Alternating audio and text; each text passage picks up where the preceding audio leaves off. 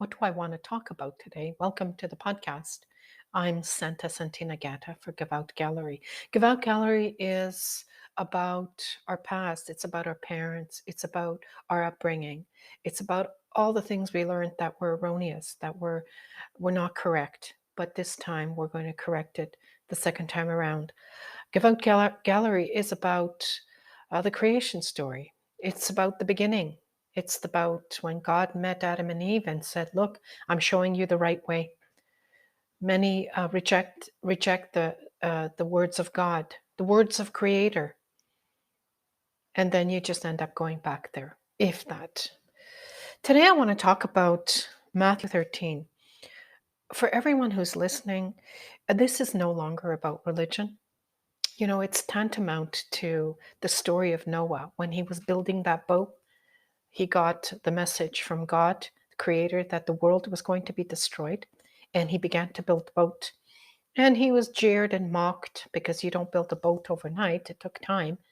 And he, like myself, building this podcast, I'm doing the same thing. So those who are hearing, take heed to what I'm saying. Um, the time is too far spent and too far gone that you think I'm just talking about religion. It's not about that anymore, and we can't deceive ourselves any longer. There's going to come a time, I believe, that this country, the Commonwealth countries, will be overtaken in war.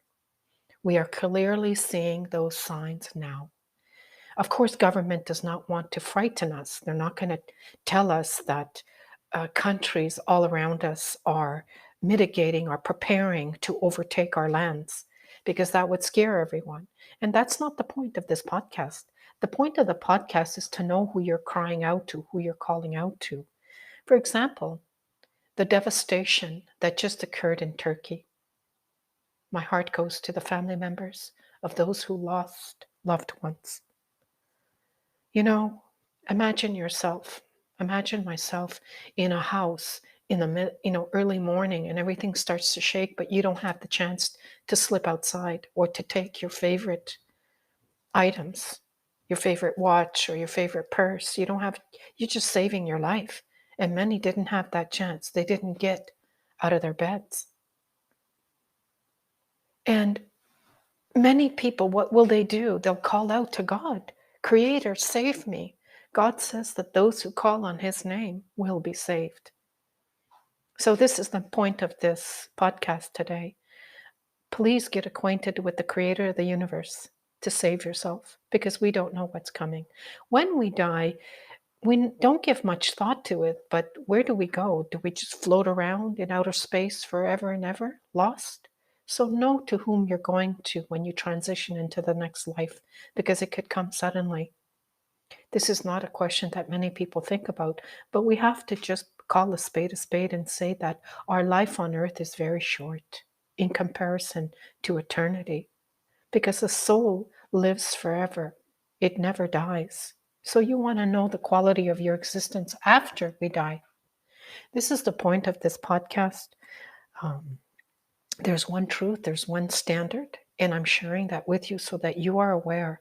It takes time to develop your faith. It takes time to develop your standing and to walk with God. God is so good and so loving.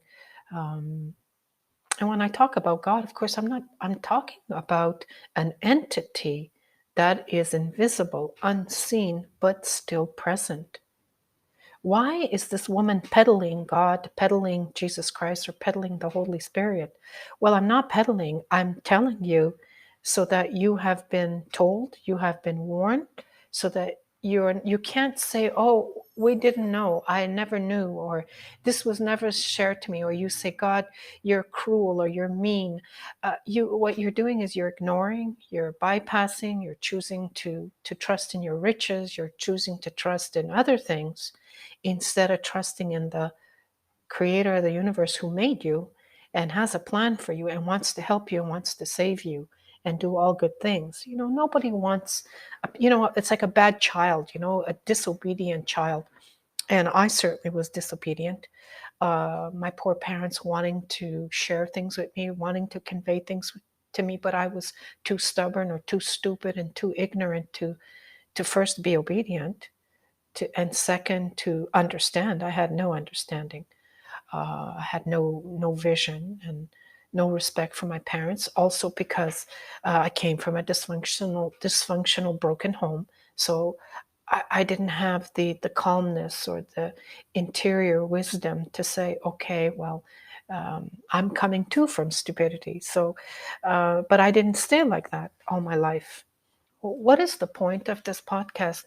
The point of this podcast is to initiate yourself into a relationship with the creator of the universe, um, so that you can walk together and be at peace about what the future is holding, about your future. Be at peace that you are loved and protected.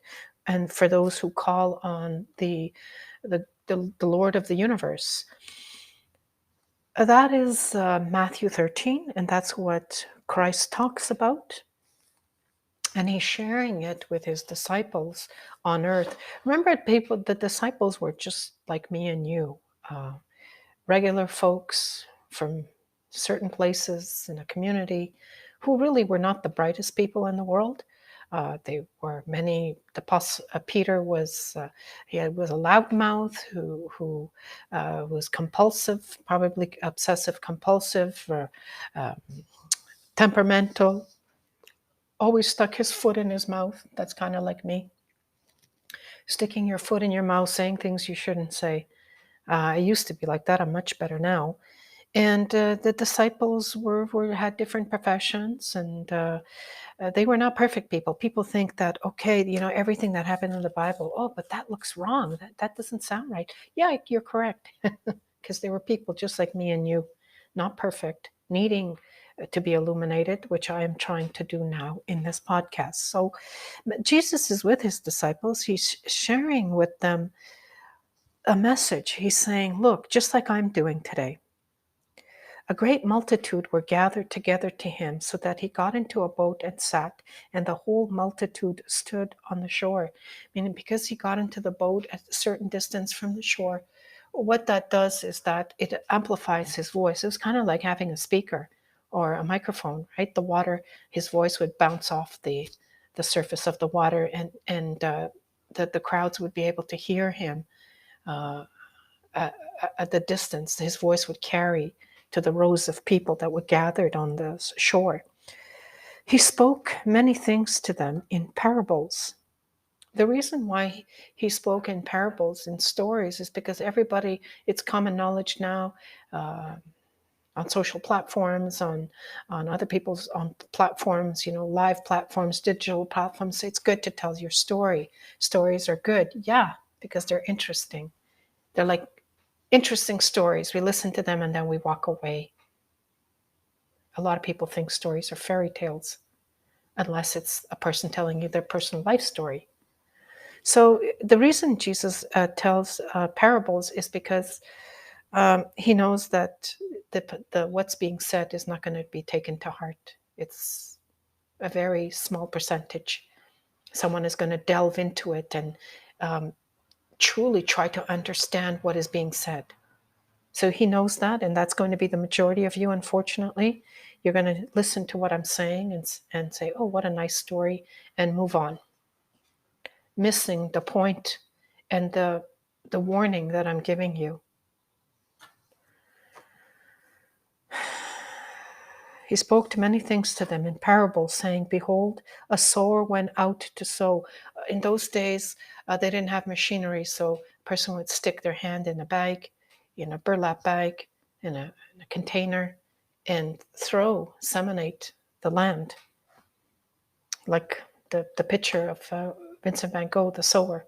You throw the seeds onto the earth. And like I'm doing, I'm telling you now, I'm sharing with you something. I'm sharing with you something very important. And as he sowed, some fell on by the wayside, and the birds came and devoured them. Some fell on stony places where they did not have much earth, and they immediately sprang up because they had no depth of earth. If you're a farmer, you have to place the seed properly in the soil. because otherwise it doesn't take. And it will take in some places, but in other places it doesn't have, the roots don't go deep. These are analogies, is what he is saying here. These are analogies of the Word of God, of instruction your parents give you, instructions your teacher gives you. They're throwing out seeds. You're the earth. You're supposed to absorb the information. Seeds are just information, right? An apple tree has information, and it's going to be red. It's going to be a green tree, green apples. It's going to be a watermelon. So there's information in that seed. Are you going to be able to digest this information that I'm saying and use it properly? There's so much information, so much knowledge out there, but it's not deciphered and applied properly so that it's knowledge that actually improves your life. You see, not only do we have 2 years, but we got to connect the dots and pass it through our understanding. And we only get understanding from God. Um, I'm not talking about, just a side note, I'm not talking about people who are not God, the scientists who, um, you know, pretend like they created the world, and they pretend that they created physics, chemistry, and the molecules and atoms or protons and what constructs the invisible world to the physical world. They didn't create it, it's always been there. They found a way to describe it, but they didn't make any of it. It's always been there and always will be, which was created by someone other than themselves. So they don't need to boast or be high and mighty, pretend and say there is no God, which is just pure foolishness. Why should we put all the attention on a scientist? They didn't make anything. I mean, put it where it's due. So we notice the other planets don't have the information in seed life, in plant life, in life that is conducive to human beings, for human beings. So someone did this. It's someone, it's Christ, it's the Lord, it's the Creator God. We place proper respect where it's due, and our life goes much smoother for it. So he's talking about seeds, he's talking about the information that he's planting. When the sun was up and they were scorched, some seed got burnt by the sun, and because they had no root, they withered away, and some fell on among thorns, and the thorns sprang up and choked them. But others fell on good ground and yielded a crop, some 100-fold, and some 60, and some 30. So here, he who has a ear, let him hear. Now, unfortunately, people today, uh, when they hear that, they go, "Oh, rubbish, religion." No, I'm warning you that because maybe my language might be a little bit different than what Jesus said, but Jesus is perfect and everything. This is the way that it was translated. It was translated by men, not by God. It was translated by people, right? And that's the way they worded it. What Christ is saying is, I am telling you something. Can you hear me? Do you understand what I'm saying? Do you understand? He who has a ear to hear, let him hear. The Bible, I love the tone of the Bible. It's very soft. And I have to say that I'm not always a soft person. I can be very direct and to the point. That's the way I was raised. That's the way I was treated in the world. Anywhere I went, a lot of pressure was exercised upon me to perform, to be this, to be that. And so now I am the same thing. I remember when I did my training to initiate a career in the RCMP, they wanted the best, and I was trained by other police officers. I was trained by firefighters. I was trained by Olympians who did particular uh, um, martial arts, so that I would be prepared for this type of lifestyle, for a lifestyle of protecting the public.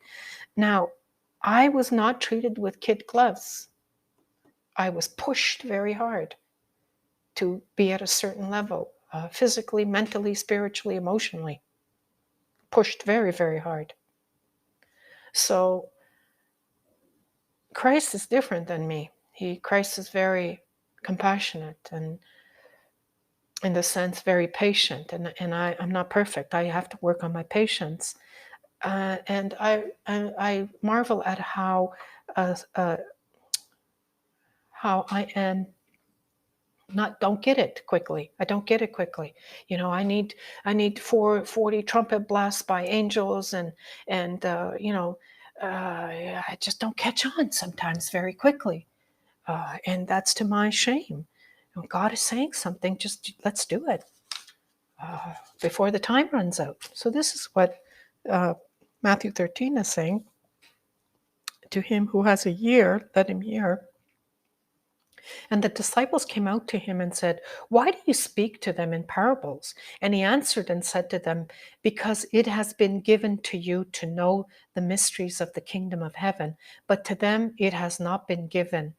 Meaning they won't understand. So what's the point of me speaking frankly? For whatever has For whoever has more will be given, and he will have abundance. But whoever does not have, even what he has will be taken away from him.